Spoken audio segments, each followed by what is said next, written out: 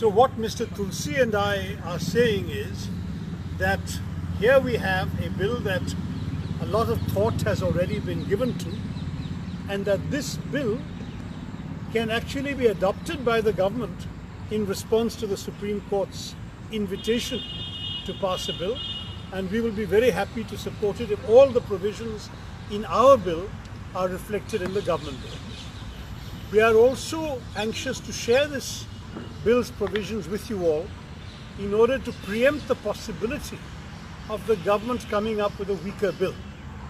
If public consciousness is raised as to what can go into an anti-lynching bill, then our feeling is that the government will have no choice but to take these provisions into account in responding to the Supreme Court's request.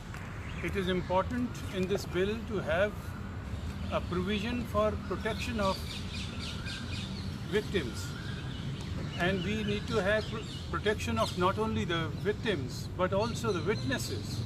If the witnesses are not protected, they will feel terrorized and nobody will come forward and depose, and the courts will just not be able to arrive at the truth.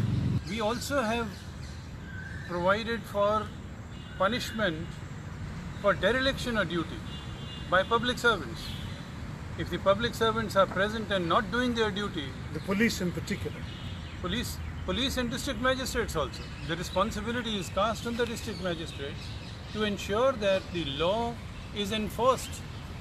And if they do not enforce the law, then they themselves will be liable to be tried for an offence of dereliction.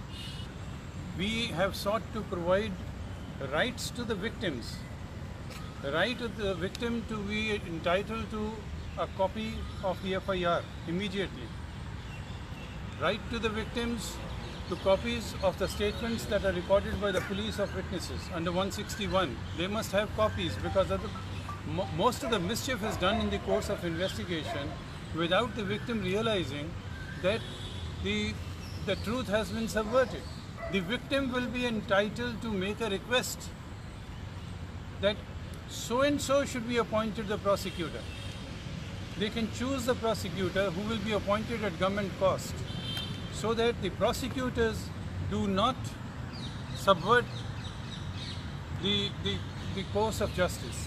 Our point as responsible parliamentarians is to offer the elements we feel should be in a strong bill.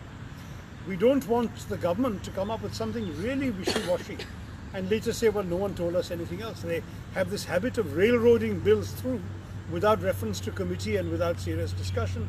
We saw that most recently yesterday in the Lok Sabha in the late and unexpected introduction and passage of the NRI proxy voting bill, which is a deeply flawed bill that never was submitted to committee. There was an information briefing in my committee, the External Affairs Committee, where the reaction was overwhelmingly and unanimously negative. And yet the government has just pushed this through. They have this habit of doing it. Flawed bills are getting passed so the government can get its legislative agenda implemented. We believe that here our objective is to preempt a flawed bill by making it very clear what a good bill should contain.